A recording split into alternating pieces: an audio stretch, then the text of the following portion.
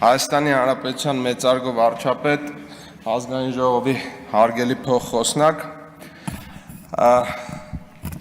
ամեն անգամ ազգային ժողովի ամբիոնին մոտենալուց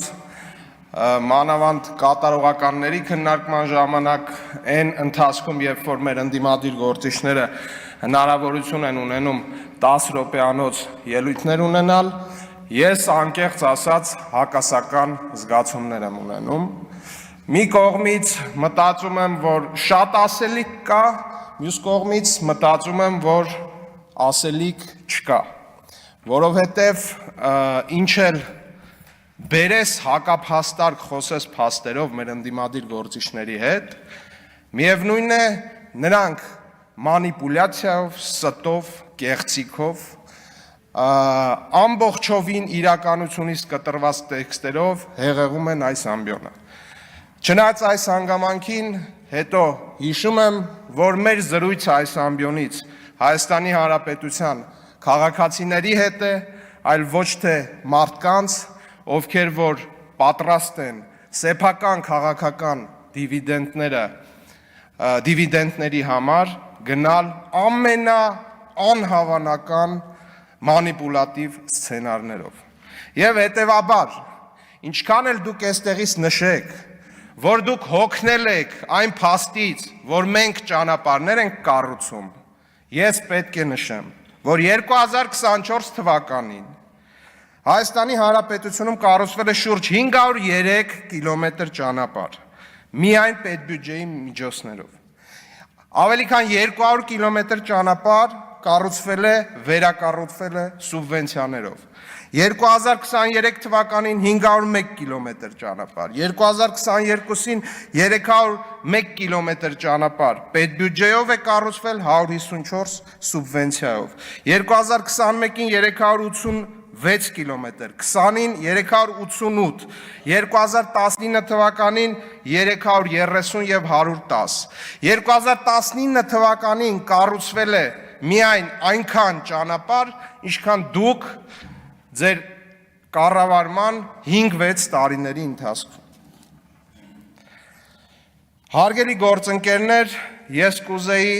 խոսել մի թեմայի մասին, որը փաստացի երբեմն այդքան էլ չի կարևորվում։ Դա Հայաստանի Հանրապետության կառավարության ոռոգման համակարգերին վերաբերող ծրագիրն է։ Ոռոգման այն համակարգերին, ես վստահ եմ, այն ինչ որ ես հիմա կասեմ, դուք բոլորդ գոնե միտեղ առնչվել եք դրան։ Ոռոգման այն համակարգերին, որը Խորհրդային Միությունից մնացած բազմաթիվ հատվածներում տարբեր գեներալների, պաշտոնյաների, նախագահների հետ առնչվող մարդիկ հանել են այդ խողովակները ու ծախել են։ Դուք ոռոգման համակարգեր ծախած, խողովակներ ծախած իշխանության ներկայացուցիչներ, սա փաստ է, և պոեզի գծերից սկսած, այն այտենց հատվածներ կա, որ գնում ես, դե Հայաստանի Հանրապետության երկաթուղային ցանցը ինքը մեղմ ասած այդքան էլ ամբողջական չի, բայց հատվածներ կա, որ գնում ես, մեկ էլ տեսնում ես, այս պոեզի ռելսերը պրծան։ Այդտեղ գյուղացիներին կամ ինչ-որ մարդկանց, որ հարցնում ես, հիմնականում ավելի ավագ սերնդի, ասում են, բա չիմացար, 2000 ասենք եսին որ թվականին, ես ինչ պաշտոնյայի հարազատը կամ ես ինչ պաշտոնյան կտրեց այս ռելսերը, տարավ ծախեց, բան, այդ ոռոգման համակարգերի, նաև այդ խողովակների շրջանակում։ Մենք սրա մասին չենք խոսել, բայց սա էլ է իրականություն։ Եվ հետևաբար 2024 թվականին ջրամատակարարման, ջրահեռացման համակարգերի մասով կառուցվել և վերակառուցվել է շուրջ 6.38 միլիարդ դրամի ջրագիծ, շուրջ ավելի քան 385 կիլոմետր,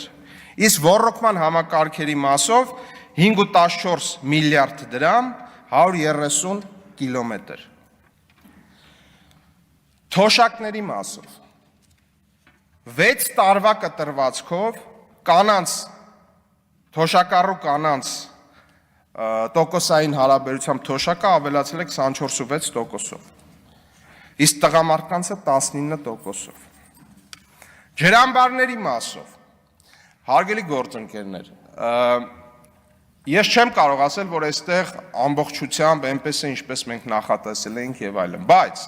այսօր կատարվել է Հայաստանի Հանրապետության ջրամբարաշինության մեջ ամենախոշորագույն քայլը, քայլ, որը էլի խորհրդային տարիներից տենց գալիս է, Վեդիի ջրամբարի մասին է խոսքը։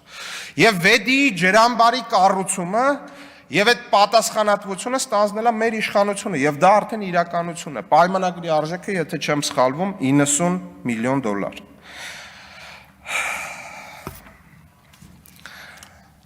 Սիրելի հայրենակիցներ, հարգելի գործընկերներ, բոլորդ կհիշեք, որ այսպիսի մի ծրագիր կա Հայաստանի Հանրապետությունում, որը տասնյակ տարիներով արդեն գնում է, կոչվում է Հյուսիս-Հարավ։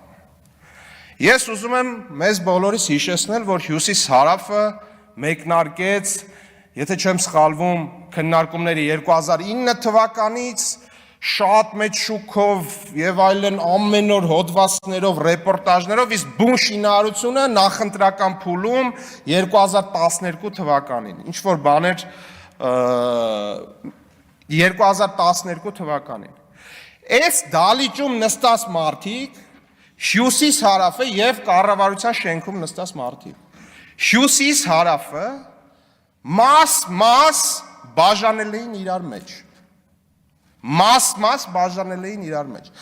Եվ այդ ծրագրի ավարտը նախատեսվում էր մինչև 2019 թվականը։ Իսկ գուշակեք, հարգելի գործընկերներ, մինչև 2018 թվականը քանի տոկոսն է կառուցված այդ ճանապարհի։ 5.6%-ը եւ մի հատված, որը Երևանից աշտարակ ճանապարհի բետոնն էր, որը մարդիկ իրենց սեփական բետոնուզելներով կազմակերպել էին, էլի մեծ շուկով, օրը 46 անգամ ցույց էին տալիս իրենց սեփական հեռուստալիքներով եւ սրանով ավարտվել էր Հյուսիս-Հարավի կառուցման աշխատանքները։ Մնացած ժամանակ արդեն չէին կարողանում կիսել, թե որ կտորը ով պետք է կառուցի, ինչ քաղաքական պայմանավորվածության արդյունքում եւ այլն։ Մեզ միշտ համոզել են, որ գիտեք, մենք շատ բան չենք կարող, այս չենք կարող, այն չենք կարող, մեր փոխարեն ամեն ինչ պետք է անեն։ Բայց ուզում եմ հիշեցնել նաև, որ հիմա ընթացքի մեջ է Հյուսիս-Հարավի երևի ամենաբարդ կտորներից մեկը, որտեղ որ թունելներ են, բարդագույն ռելիեֆ է եւ այլն, պայմանագրի արժեքը 214 միլիոն եվրո, եթե չեմ սխալվում, եւ այս շինարարական աշխատանքները բուրըն ընթացքի մեջ են եւ հստակ է, որ